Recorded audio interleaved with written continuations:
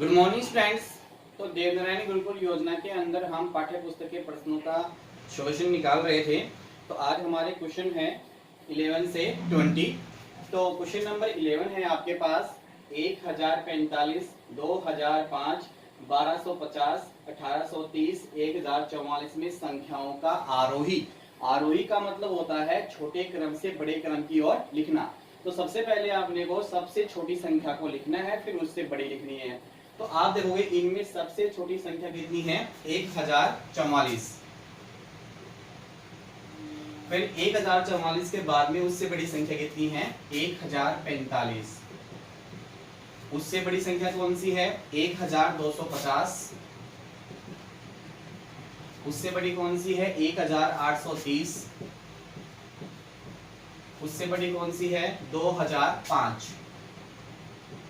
तो आपने देखा कि 1044 से बड़ी संख्या 1045, 1045 से बड़ी है 1250, 1250 से बड़ी है 1830 और 1830 से बड़ी है 2005। तो इस प्रकार से आपने छोटी संख्याओं को छोटी से बड़े क्रम में लिखा है। नहीं, छोटी संख्याओं को पहले लिखा है और बड़ी संख्याओं को बाद में। तो वह क्रम जिनमें संख्याओं को छोटी संख्याओं से बड़े क्रम की ओर, छोटी संख्या से बड़ी संख्या की ओर लिखा जाता है, वो क्या कहलाता है? आरोही क्रम कहलाता है। नेक्स्ट है आपके पास 468, 499, 405, 480, 487 और 455 में संख्याओं को अवरोही यानी बड़े क्रम से छोटे क्रम की ओर लिखना है। तो सबसे बड़ी संख्या को सबसे पहले लिखना है। तो सबसे बड़ी संख्या कौन सी इसमें? 499। उससे छोटी संख्या कौन सी है इसमें? 487। उससे छोटी कौन सी है? 480। 480 छोटी संख्या कौन सी है? 468। और 468 से छोटी संख्या कौन सी है? 455। और 455 से छोटी संख्या कौन सी है? 405। गिन लो, 1 2 3 4 5 6। 1 2 3 4 5 6। कोई मान नहीं छूटा है, आपका मान सही है। तो आपने देखा कि बड़ी संख्या को पहले और छोटी संख्या को बाद में लिखा है।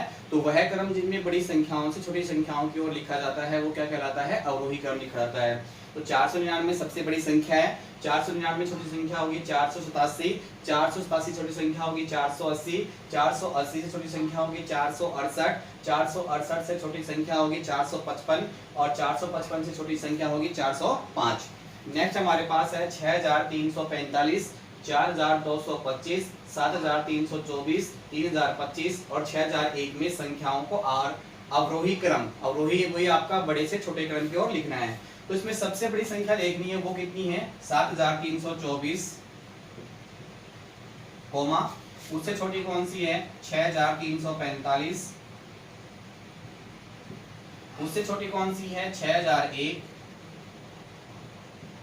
उससे छोटी कौन सी है? 4225।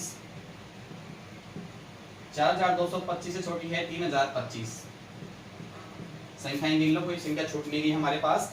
1 2 3 4 5 और 1 2 3 4 5। इस प्रकार से आपने क्या है? बड़ी संख्याओं को बड़ी से क्रम से छोटे क्रम की ओर लिखा है। निम्न में से अवरोही क्रम। तो अवरोही क्रम क्या होता है? संख्याओं को बड़े क्रम से छोटे क्रम में लिखा जाता है। संख्याओं को बड़े क्रम से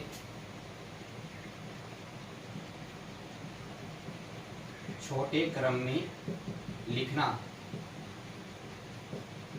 वो क्या होता है? अवरोही क्रम होता है। क्रम क्या होता है? संख्याओं को छोटे क्रम से बड़े क्रम की ओर लिखना। संख्या को छोटे क्रम से बड़े क्रम की। नेक्स्ट है इन में से छोटे का निशान होगा। तो ये क्या होता है? छोटे का निशान होता है, ठीक है। और ये बड़े का निशान होता है और ये बराबर का निशान होता है, ये छोटे का निशान।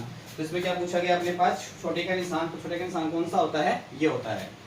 फिर आप देखोगे निम्न में से बड़े का निशान। तो बड़े का निशान कौन सा होता है? ये। तो ये आ गया आपके पास बड़े का निशान।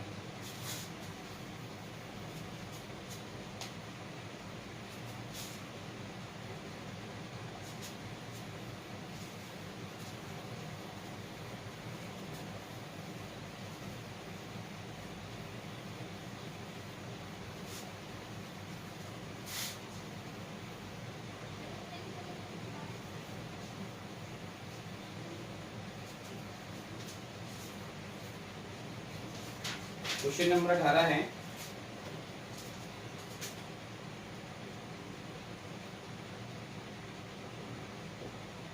पाँच सौ सतासी को लिखा जाता है,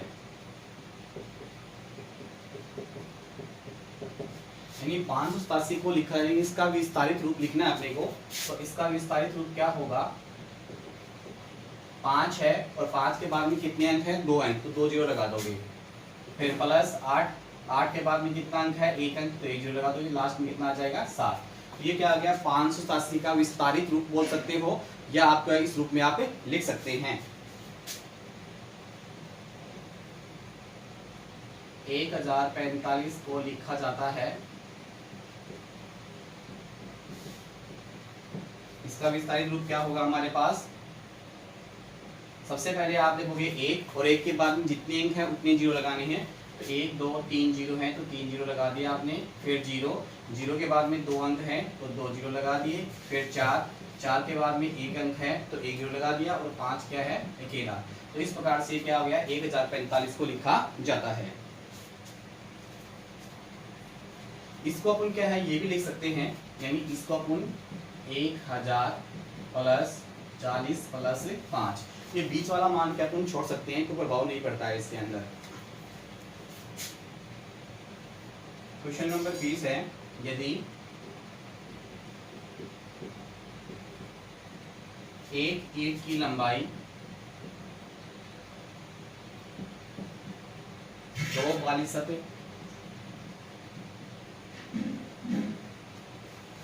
है तो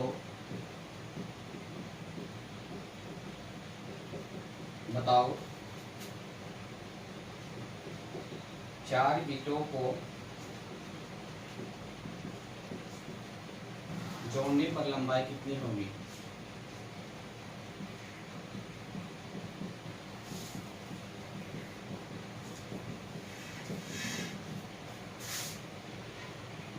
तो क्या पूछा गया है, यदि एक ईंट की लंबाई 2 प्रतिशत है तो 4 ईंट को जोड़ना है, तो आप जोड़ दोगे 2 प्लस 2 प्लस 2 प्लस 2, तो 4 ईंट हो गई।